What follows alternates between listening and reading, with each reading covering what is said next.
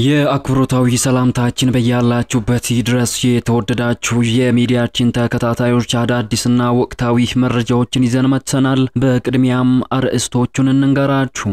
በአማራ ክልል እየተደረገ የሚገኘው ጦርነትና እየተፈጸሙ የሚገኙ የደፈጣ ጥቃቶች ሰብአዊና ቁሳዊ ጉዳቶችን ያስከተለ ዛሬም ተባብሶ ቀጥሏል። በአማራ ክልል በወሎ ቀጠና ከቀናት በፊት በፋኖ ኃይሎችና በመንግስት ኃይሎች መካከል የተካሄደው አደገኛ የተባለው ጦርነት ዛሬም መባባሱ የተሰማ ሲሆን ለጦርነቱ ወልዲያ የገባው ድሮን በፋኖ መመታቱም ተሰምቷል። በቅርቡ በሀገር ውስጥ ተመርተው ለውጊያ መዋል የጀመሩት አጥፍቶ ጠፊ ድሮኖች በወሎ ቀጠና በስፋት የተለቀቁ ሲሆን ድሮኖቹም በፋኖ መመታታቸው መነጋገሪያ ሆኗል።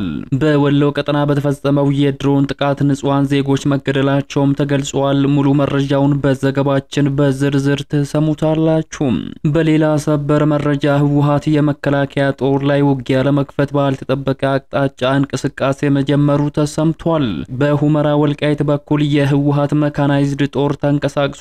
ኮሎኔል ደመቀ ዘውዱ መከላከያ ሰራዊትን በተጠንቀቅ መቆማቸው ተነግሯል። የቀበራቸውን ታንኮች ያወጣው ህወሓት የክረምቱን መውጣት ተከትሎ ብልጽግና ላይ ትንኮሳ እየፈጸመ መሆኑም ተሰምቷል።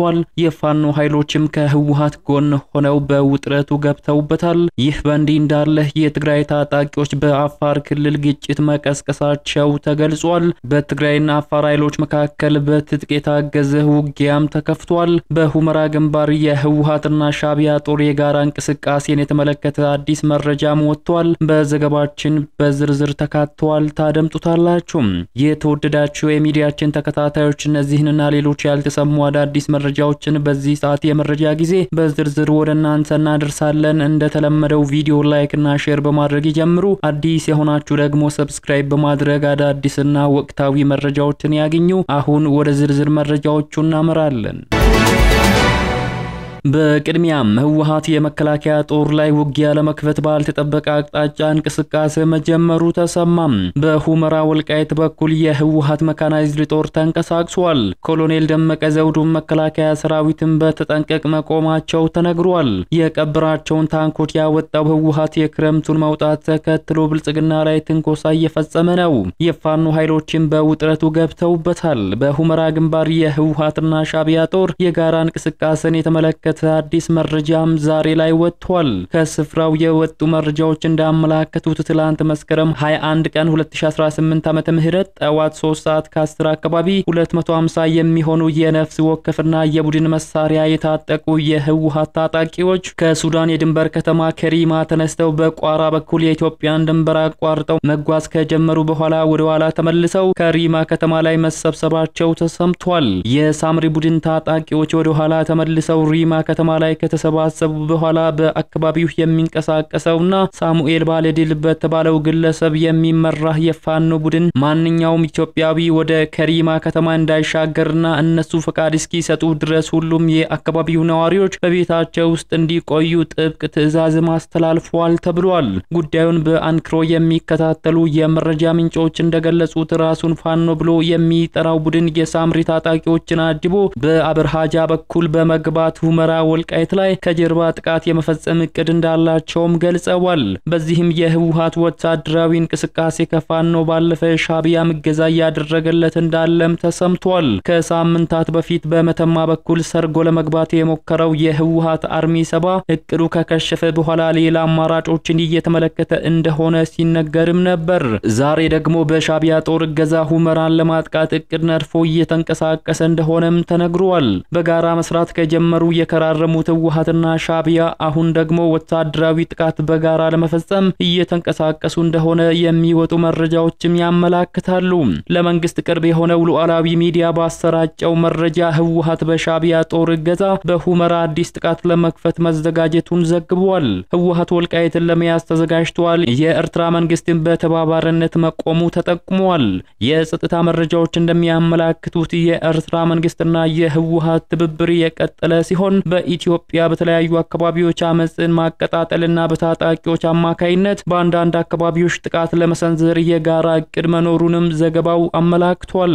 የኤርትራ መንግስትና ግብጽን ጨምሮ የሚተባበሩትና ድጋፍም የሚደረግበት ይሄኛው እንቅስቃሴ በዋናነት የታቀደው ወልቃይትን የህወሓት ኃይሎች እንዲቆጣጠሩ ሲሆን የህዝባዊ አመጽ ጥሪዎችና የፋኖ ኃይሎች እንቅስቃሴ ደግሞ የኢትዮጵያ የጸጥታ ኃይሎችን ትኩረትና ስምሪትን በተለያዩ ቦታዎች ለመበተን ያስችላል በሚል እንደሆነ መረጃዎች አመልክተዋል። በሱዳን የሚገኙ የህወሓት ታጣቂዎችን ጨምሮ በመጠቀም ሁመራን ለመያዝ በታቀደው እንቅስቃሴ ውስጥ አንዳንድ የፋኖ ታጣቂዎችን በሂደቱ ተሳታፊ በማድረግ ዝግጅት መኖሩን የመረጃ ምንጮች ጠቁመዋል።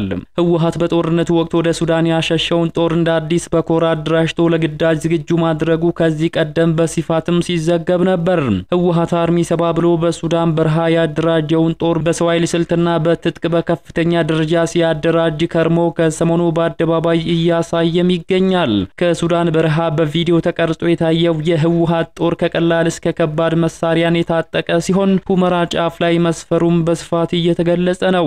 የህወሓት ጦር ከቅርብ ርቀት ሱዳን ላይ ኃይሉን አደራጅቶ እየተነቃነቀ መሆኑን የሰሙት እነ ኮሎኔል ደመቀ ዘውዱ በተጠንቀቅ መቆማቸውንም እየገለጹት ነው። የተከዘን ዘብ በላይነት የሚመሩት የወልቃይት ሰዎች ሱዳን ላይ የተደራጀው ኃይል ወልቃይትን ሊያጠቃ መቋመጡንም እየገለጹ ነው። ይህ በእንዲህ እንዳለ የትግራይ ታጣቂዎች በአፋር ክልል ግጭት መቀስቀሳቸው ተገልጿል። ሐራ መሬት በሚል ስም በአፋር ክልል የሚንቀሳቀሰው ከህወሓት ታጣቂዎች ተገንጥሎ የወጣው ታጣቂ ቡድን በትግራይ ላይ ጥቃት ለመፈጸም ሲሞክር ከአካባቢው የአፋር ህዝብ ጋር ግጭት መፈጠሩን ተከትሎ የትግራይ ጊዜያዊ አስተዳደር ድርጊቱን አውግዟል። አስተዳደሩ ትላንት መስከረም 21 ቀን 2018 ዓመተ ምህረት ላይ ባወጣው መግለጫ ታጣቂ ቡድኑ በአፋር ህዝብ ላይ የከፈተው ተኩስ በምንም አይነት ሁኔታ ተቀባይነት የሌለውና የትግራይና የአፋርን ህዝቦች ወንድማማችነትን የሚጎዳ ነው ብሎታል። በመግለጫው እንደተዘረዘረው ሐራ መሬት የተሰኘው ታጣቂ ቡድን በአፋር ክልል በኩል አልፎ በትግራይ ላይ ጥቃት ለመፈጸም በብርሃን ለመስመር ወደ ኮኔባ ለመሻገር ሞክሯል። በዚህ ወቅት የአካባቢው የአፋር ህዝብ በዚህ በኩል አልፋችሁ በወንድማችን የትግራይ ህዝብ ላይ ጥቃት እንድትፈጽሙ አንፈቅድም በማለት ታጣቂዎቹን ተቃውመዋል። ይህንን ተከትሎም ታጣቂ ቡድኑ በአፋር ነዋሪዎች ላይ ተኩስ በመክፈት ግጭትና ሁከት መቀስቀሱን የትግራይ ጊዜያዊ አስተዳደር በመግለጫው አስታውቋል። የጊዜያዊ አስተዳደሩ የአፋር ህዝብ በተለይም የብርሃንለህ የኮኔባ ነዋሪዎች የሁለቱን ህዝቦች ወንድማማችነት ለመጠበቅ ላሳዩት ኃላፊነት የተሞላበትና ጽኑ የሰላም አቋም ያለውን ከፍተኛ አድናቆትና ክብር ይገልጻል ብሏል። በውስጣችን በተፈጠረው ችግር ምክንያት የደረሰባቸውን ጉዳትና ሁከት እንገነዘባለን ስልም ለአፋር ህዝብ ያለውን ሐዘኔታ ገልጿል። ጊዜያዊ አስተዳደሩ ለታጣቂ ቡድኑ የትግራይ ችግር መፈታት ያለበት በትግራይ ልጆች ነው ያለው አስተዳደሩ ልዩነታችንን በጠመንጃ አፈሙዝ እንፈታለን በሚል ለሚንቀሳቀሱ ወገኖች መንገዳቸው ስህተት መሆኑን ገልጾ ወደ ሰላማዊ የውይይት አማራጭ እንዲመለሱ ዳግም ጥሪን አቅርበዋል። ለፌደራልና ለአፋር ክልል መንግስታት ባደረገው ጥሪም ችግሩ ከዚህ በላይ ሳይስፋፋና ተጨማሪ ጉዳት ሳያስከትል በሰላማዊ መንገድ እንዲፈታ የሚቻለውን ሁሉ ጥረት እንዲያደርጉ አሳስበዋል። በመጨረሻ አስተዳደሩ የሁለቱን ህዝቦች ሰላም ለማጠናከር የትግራይን የውስጥ ችግር በውይይት ለመፍታት የሚደረገውን ጥረት አጠናክሮ እንደሚቀጥል አስታውቀዋል። ወደ ሌላኛው መረጃችን ስናመራ በአማራ ክልል እየተደረገ የሚገኘው ጦርነትና እየተፈጸመ የሚገኙ የደፈጣ ጥቃቶች ሰብአዊና ቁሳዊ ጉዳቶችን እያስከተለ ዛሬም ተባብሶ መቀጠሉ ተነግሯል። በአማራ ክልል በወሎ ቀጠና ከቀናት በፊት በፋኖ ኃይሎችና በመንግስት ኃይሎች መካከል የተካሄደው አደገኛ የተባለው ጦርነት ዛሬም በቀጠናው መባባሱ የተሰማ ሲሆን ለጦርነቱ ወልዲያ የገባው ድሮን በፋኖ ተመቷልም ተብሏል። በቅርቡ በአገር ውስጥ ተመርተው ውጊያ መዋል የጀመሩት አጥፍቶ ጠፊ ድሮኖች በወሎ ቀጠና በስፋት የተለቀቁ ሲሆን ድሮኖቹም በፋኖ መመታታቸውን የፋኖ አመራሮች መናገራቸው መነጋገሪያ ሆኗል። በወሎ ቀጠና በተፈጸመው የድሮን ጥቃት ንጹሃን ዜጎች መገደላቸውም ተሰምቷል። የአማራ ክልል የብልጽግና ሰዎች ፋኖን አዳክመናል፣ ክልሉን ወደ ሰላም መልሰናል፣ በሁሉም ወረዳዎች ፋኖን እያጸዳን ነው የሚል መረጃን በስፋት ቢያሰራጩም በክልሉ መሬት ላይ ያለው ነገር ግን በተቃራኒ ሆኖ መመልከት ተችሏል። ተብሏል። የሰሞኑ የወሎ ቀጠና የፋኖ ጥቃትን በብልጽግና ወታደራዊና ፖለቲካዊ አቋም ላይ ከፍተኛ አደጋን ማስከተሉ ተገልጿል። ብልጽግና በወሎ ቀጠና ከደረሰው ሽንፈት ጋር ተያይዞ በአካባቢው ተደጋጋሚ የድሮን ጥቃቶችንም መፈጸሙ ተረጋግጧል። ትላንት መስከረም 21 ቀን ከሰዓት በኋላ በወሎ ዙሪያ ተደጋጋሚ የድሮን ቅኝቶችም ተጠናክሮ ቀጥለዋል ሲሉ የአካባቢው ነዋሪዎች ተናግረዋል።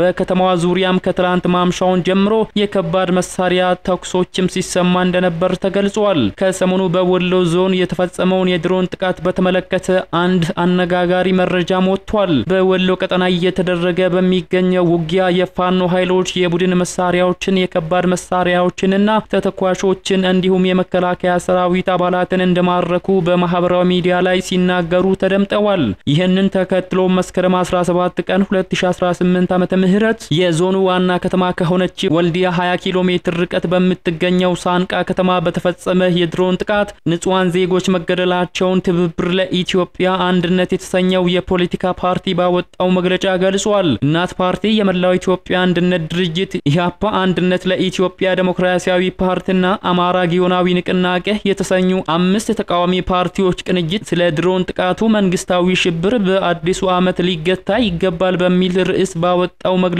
ገልጸዋል። በዚህ መግለጫ ላይ የድሮን ጥቃቱ በሳንቃ ከተማ በሚገኝ የጤና ጣቢያ መፈጸሙን አመላክቷል። ከቀኑ 6 ሰዓት ተፈጽሟል በተባለው ጥቃት በጤና ጣቢያው ቤተሰብ ሲያስታምሙ የነበሩ 3 ሰዎች መገደላቸውን ቅንጅቱ ገልጿል። አንድ የጤና ጣቢያው የጽዳት ሰራተኛ፣ 3 የህክምና ባለሙያዎች እንዲሁም የ6 ዓመት ህፃን በድሮን ጥቃቱ የአካል ጉዳት እንደደረሰባቸው በመግለጫው ላይ ሰፍሯል።